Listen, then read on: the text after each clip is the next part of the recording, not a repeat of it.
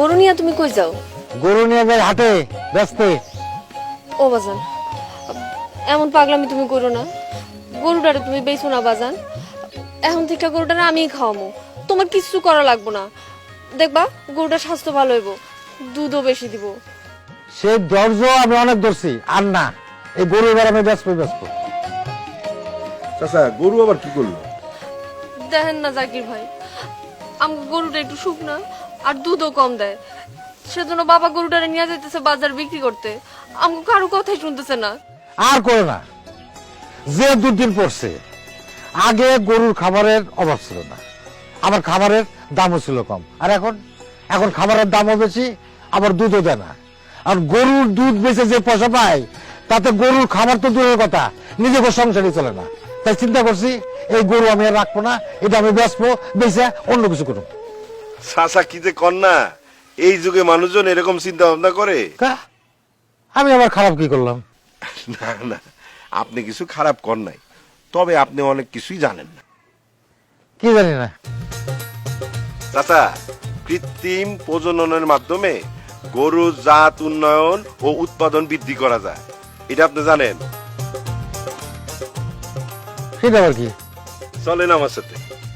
কোথায় যাবো তোমার সাথে? চলেন না, সেইখানে গেলে সব জানতে পারবেন। রীতা, তুমি ঘরে যাও, চাচা গরুটা রাইখে যাও। না, সেই কাম আমি করুম না। তোমার বুদ্ধি যদি আমার পছন্দ না হয়, তাহলে ওই গরু নিতে আমি আবার বাড়িতে আসবো। হ্যাঁ, যদি বুদ্ধি পছন্দ না হয়, গরু হাটে না আমি বেচবো। চলো চলো চলো চলো।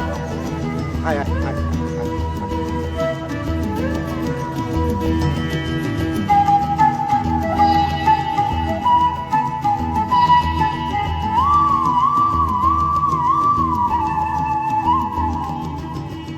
স্যার আসবো? আরে আসেন আসেন। আসসালামু আলাইকুম স্যার। ওয়ালাইকুম আসসালাম। আসসালামু আলাইকুম।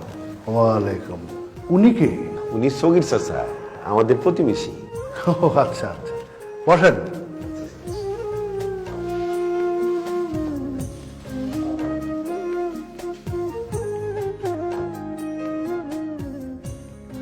তা কি খবর বলেন? জি খবর ভালো স্যার। স্যার হয়েছে কি, ওই চাচা তার গরু বিক্রি করতে যাইতেছিল, আমার সাথে দেখা।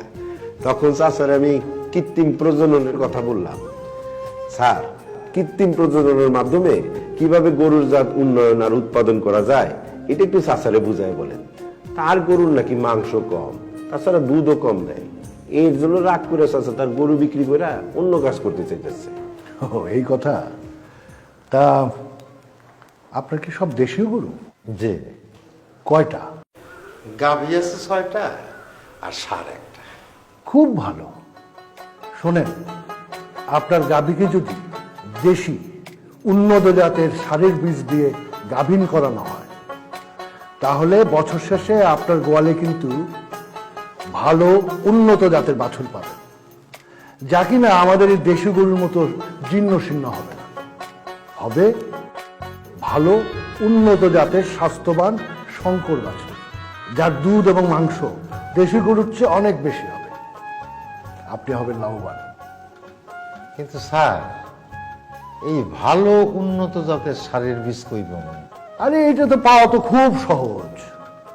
আপনার গায়ের যখন গাভীর হওয়ার সময় হবে, তখন আমাদের সাথে যোগাযোগ করবে। আমাদের এখান থেকে লোক গিয়ে আপনার গাভীকে বীজ দিয়ে আসবে। তাছাড়া এই প্রতিটি ইউনিয়নের স্বেচ্ছাসেবী যারা আছেন, তারাও নিয়মিত তদারকি করবেন।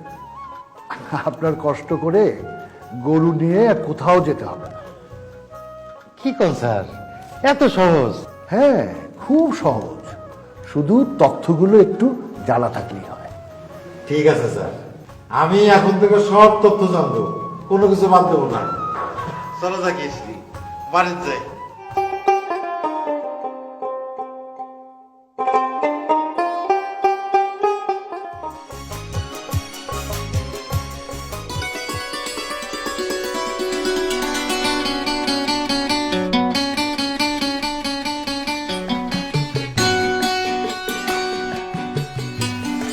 অনেক বড় উপকার করলেন জাকির ভাই, কোনোদিনও ভুলবো না।